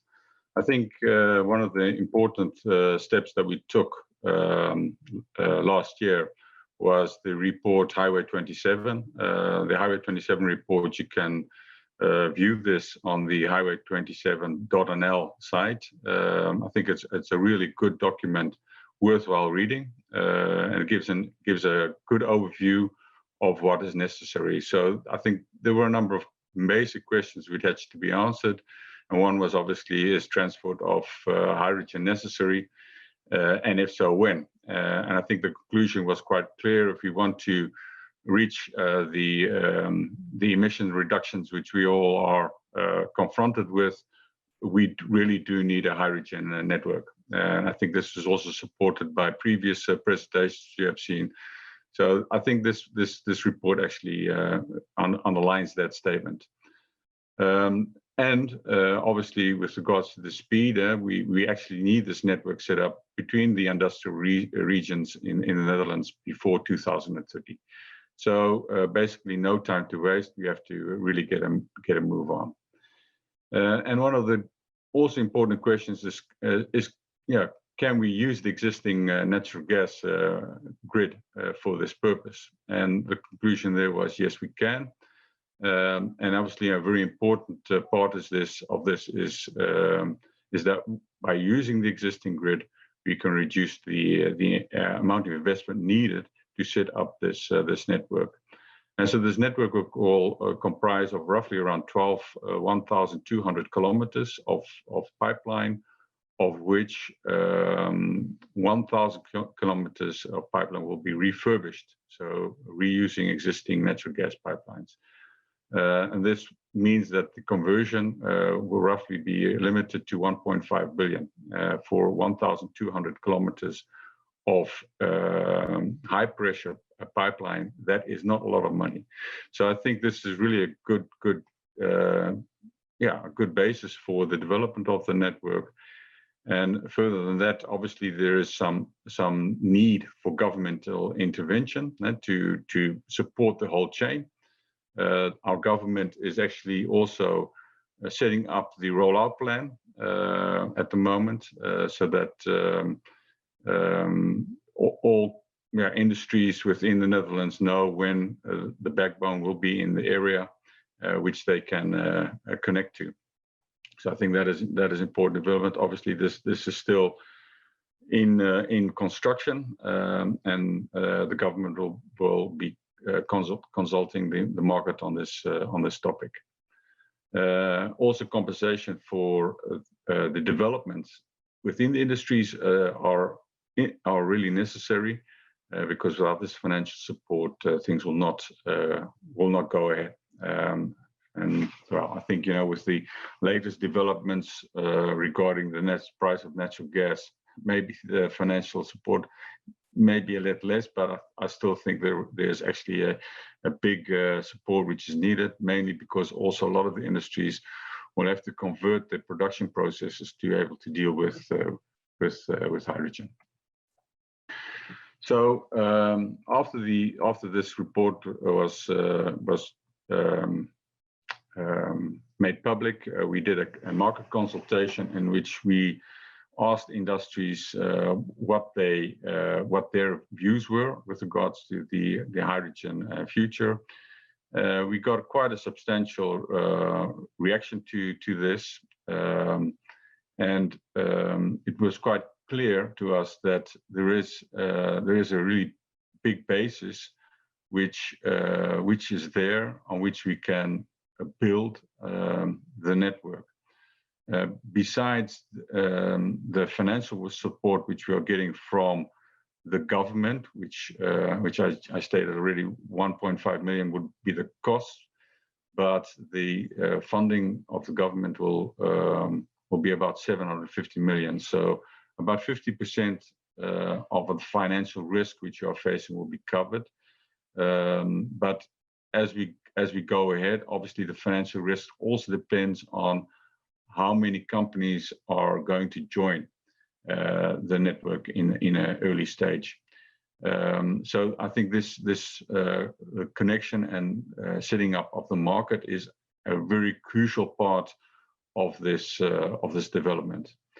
So I think a number of remarks to be made from the consultation that we did. Is that the 30 bars, which we were thinking of at the front end as a 30-bar network, should be sufficient in the first stage. The network itself will have a design pressure of 66 bars in line with the existing natural gas pipelines, so that the pressure can be increased in the future when needed. I think another important thing is how the production and usage is balanced, and I can show this in the next graph, where you see that if you look at the supply, and this is the input that we got from the consultation, is a lot higher than the demand, and I think this is not that surprising, keeping in mind the gas prices at the moment that we did the consultation, which is quite a while back. But I think the important thing is that there is quite a high demand also already with regards to hydrogen usage, and obviously supply will balance out. So there are always companies who are looking after getting in contact with off-takers, and some will win, some will lose. So we expect that the supply contracts will level out with the demand. Another aspect which is not taken into account in this consultation was also the amount of export which we expect. And so we also expect that a lot of the hydrogen which will be reaching the Dutch shore, either as import or maybe even via electrolysis offshore, or being produced onshore with onshore electrolysis, will actually go across the border to Germany and Belgium. But I think this is an interesting interesting graph. Another thing that we're looking at is how we will be rolling out the backbone, and this is basically it seems like a phased approach, but actually it's a continuous process, because as you can imagine, when you're doing an extensive rollout as we are faced, you have to spread the construction work out in time. So the phases, as shown here, mean that at those dates we want to have certain parts of the network completed, but in general, I think the works on other parts will continue to be completed maybe a year later. And so it isn't not a sequential work, but it's all done parallel. I think we have to keep that in mind. So when we're looking at the current developments, at this moment we are working in Rotterdam on a pipeline of 30 kilometers. We have already ordered the pipeline materials for that. So we expect that one to go live in October 2024. We're also working in the north, in the Eemshaven Delfzijl area, and connecting the network there to an industrial area in Emmen, where the first, let's say, cross-border connection will be to Germany in a place called Vlieghuis. But also in that area we have a salt cavern being developed, and that I think is a very important part of the rollout plan, because this salt cavern is crucial for the balancing of the network. So when you look at this challenge that we're facing, balancing the network, because let's say a lot of the hydrogen coming in will be green, obviously depending on the wind power, so it fluctuates, but the off-takers want a continuous supply of hydrogen. So this cavern is very important also in the beginning phase. So once we have connected this the northern part with this cavern, we'll extend this network down to the south to Amsterdam, where also developments are going on, as you can imagine, because also the port of Amsterdam is a main port with regards to energy, and then continue down south to the Rotterdam, and then to Zeeland. In Zeeland, Zeeland is, I think, the most important, the biggest hydrogen production area currently in the Netherlands. So it's of utmost importance that we get that connection down to Zeeland also as soon as possible. This is now seen as in phase 2, this connection. But as I stated, it is a continuous development that we're working on. In phase 2, also the network connections to Germany will be extended, also because we see the Ruhr area as a very big area of demand, and also the connection down south to Limburg, where Gemmelot is a major industrial area, is also will be far in construction in that phase and finished off to finish off the connection. And then we'll have a connection down south as well to make a kind of ring network, so that the balancing can be done in a proper manner. Also, we see Den Helder as an important import possibility, either blue or green hydrogen coming in there.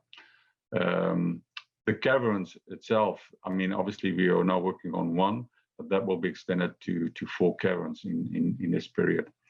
And as shown also in the picture, obviously the import of hydrogen will increase as the years goes by. So we see a capacity of around 10 to 15 gigawatts within this network in the 2035-40 period without compression, but compression can be added, and we also expect that the technology for compression will be further developed in the coming years. And with this compression and with extra network connections, because obviously the rollout plan shown here will deliver what I'd call backbone 1.0, but will further be expanded with additional pipelines. So actually, this actually concludes the whole picture. The Dutch government has asked us to develop this network, and I think that has been a very major support. Also, the engineering designers, we're doing a lot of work on. Obviously, there are some areas where technology still has to be developed. So, for instance, when we're refurbishing the existing pipelines, we have to look into the existing valve stations. Currently, we have in the existing network, we have every 10 kilometers, we have a valve station, but this can be reduced dramatically to our estimates at this moment up to 80 kilometers. And this is obviously due to the smaller energy content of hydrogen, but also to the larger philosophy that the hydrogen will be running through our pipeline. So there we can also make some good savings with regards to the development of this network. So the consultation, as I also mentioned, and so we expect that we have this rollout plan in concept ready, and then it will be consulted with the market to see how these developments fit with the plans of the market. So yeah, we are very anxious to see how the reactions are from the market. And obviously at the moment, while we're working currently in, let's say, the different harbor areas, so Zeeland, Rotterdam, Amsterdam in the north, we're also talking with a lot of customers with regards to their needs. And obviously the discussions which are going on are also to deal with the quality of the hydrogen. At this moment, we have kind of said, well, we're thinking about a 98% purity. And obviously a lot of the discussions are going on about the 2% impurities. But also this is an aspect which will be consulted with the market. But this is a stepping stone. And it's a stepping stone to, as already shown, I think by Torben earlier, the European Hydrogen Backbone Initiative, where a lot of TSOs are working together. And so this backbone we are developing is a part, let's say, of a bigger puzzle. And currently, the European Backbone Initiative is looking at a number of supply corridors to encourage the further development of the hydrogen backbone throughout Europe. So that was my presentation. I hope it's clear. Thank you for your attention. Great, thank you so much, Eddie. That was very, I think, also very clear indeed and very instructive. Maybe a couple of points to draw everyone's attention to. So it's quite, in another way, also unique in the sense that, well, I think the Netherlands is the first country where the government has really mandated the infrastructure company, gas infrastructure company, Gasunie, to actually do it, to rebuild, to repurpose gas pipelines for a hydrogen, dedicated hydrogen backbone, and also provide the funding for that. So that's why, as Eddie was explaining, this is now currently already underway. It's happening. So that's, I think, something that could also be an interesting example for other countries to move forward. Now we don't have much time left, unfortunately. We had a lot of great presentations already, and also some Q&A that we already did in between. But maybe just one last round of Q&A to some of the speakers and also picking up on the questions in the chat. Can I circle all the way back to Torsten for Torben, sorry. There was a question, Torben, about basically it kind of picks up on Eddie's story about Gasunie repurposing the gas pipelines, dedicated hydrogen infrastructure. Is that also happening in Denmark? Are you doing that also in the same way as Eddie was pointing out? And is that going to be kind of, yeah, indeed connected in the European hydrogen backbone? That would be the question. And if you do that for hydrogen, is that then something different for biomethane, or is it basically the same system? Torben, could you comment on that? Maybe? Thank you. Really good presentations from everyone. So biomethane is injected into the existing natural gas networks, where the natural gas biomethane consumption will decline, and therefore it will free up capacity where we have doubling of pipelines, for instance. So we perceive that hydrogen in Denmark will be, let's say, in separate systems next to the natural gas and biomethane. Netherlands, you have, let's say, the benefit that you will have already hydrogen production and consumption. We don't. We have enormous amounts of renewable potential, so therefore we are a bit later. And we have assessed, as I said, with the Gasunie Deutschland, a pre-feasibility study. So we are getting ready, but we also, this year, we will have, let's say, an act in Parliament that would actually stipulate who is doing what, etc. So I think that we will manage in time, but we are some years later than hydrogen in Netherlands. Okay, but it's but you see that it can be eventually this can be connected. Not only see, so the models show that there will be, let's say, supply centers, production centers, and demand centers, and then they will be far away. So the idea behind the coming European hydrogen backbone study on, let's say, import corridors, for sure, one of them could be, let's say, based on North Sea offshore wind, and Denmark could be part of that. Yes. Yeah. Eddie, you see that in the same way?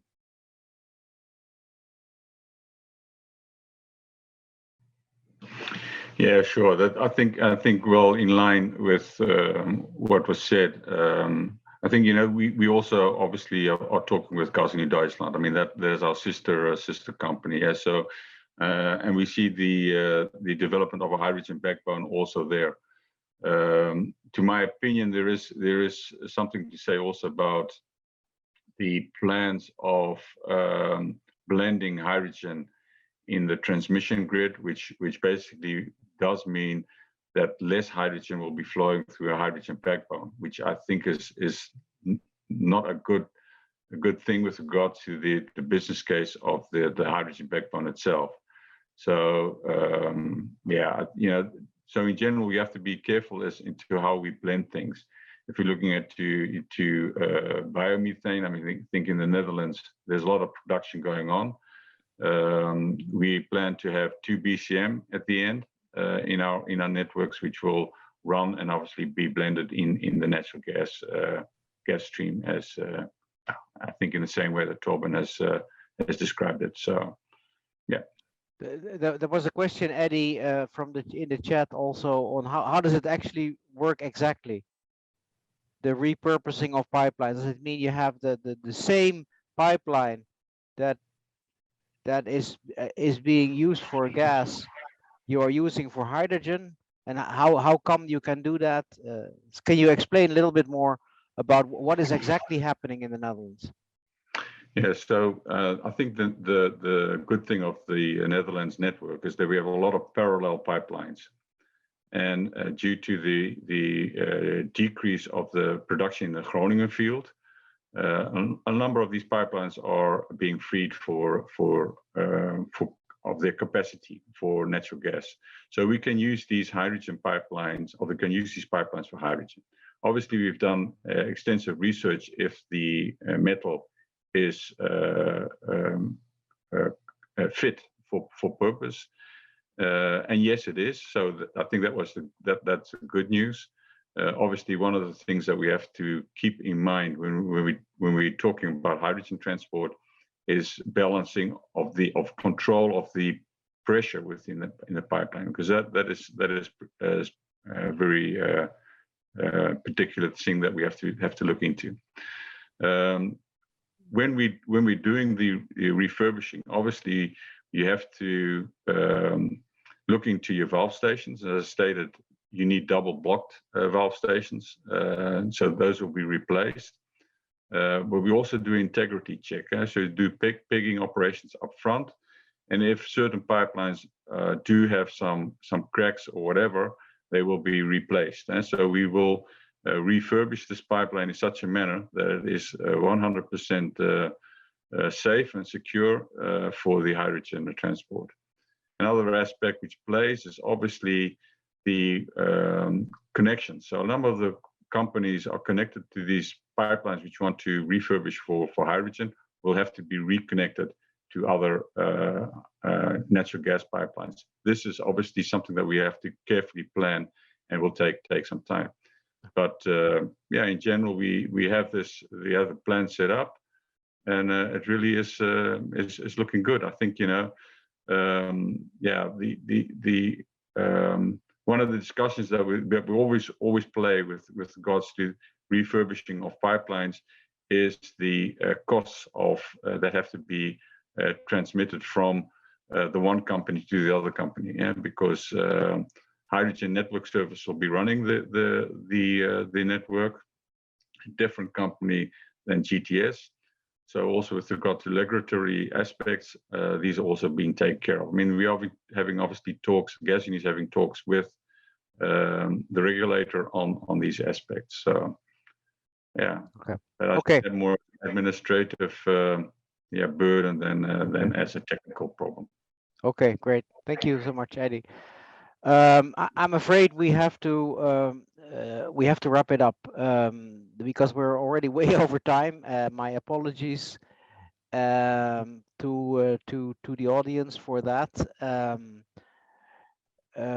So we need to really wrap it up. I will not really have extensive final remarks other than this has recorded, this will be posted, I'm sure, on somewhere on the website, and I think everybody can learn from many of the extremely interesting projects that are going on around the world. And of course, these were just a couple of examples, but very good examples from Denmark, from the UK, from the Netherlands, and last but not least in Japan, of course, all countries where extremely fascinating projects are going on, and we can expect, with the urgency of both climate change only further increasing, as well as security of supply being a second driver of really decarbonizing gas even faster than we already were supposed to, that the pressure is going to be very high on, can we do more, how can we go faster? And then that means picking up on the good examples around the world and scaling it up, spreading it around the world even faster.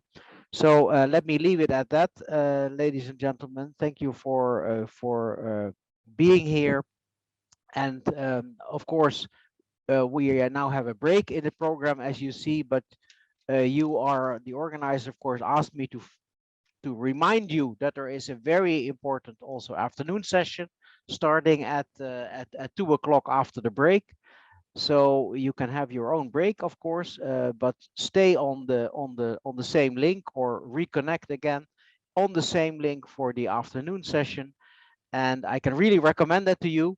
I'm not moderating it, so I have no interest at all, but you will be able to see there at least two of my former colleagues that I really recommend. They will be very fascinating to listen to. Of course, all of the speakers are excellent, but Justin Rosing, from who used to work at the Ministry of Economic Affairs in the Netherlands, extremely interesting. And last but not least, also my former colleague Maria Cecilia, who was working. I was my colleague at the IEA once upon a time when we were still young. but she's also going to be excellent, and of course the other speakers as well. So please stay connected or reconnect to this session in the afternoon, because you're gonna really enjoy that too. Thank you so much, and enjoy the afternoon session. Bye.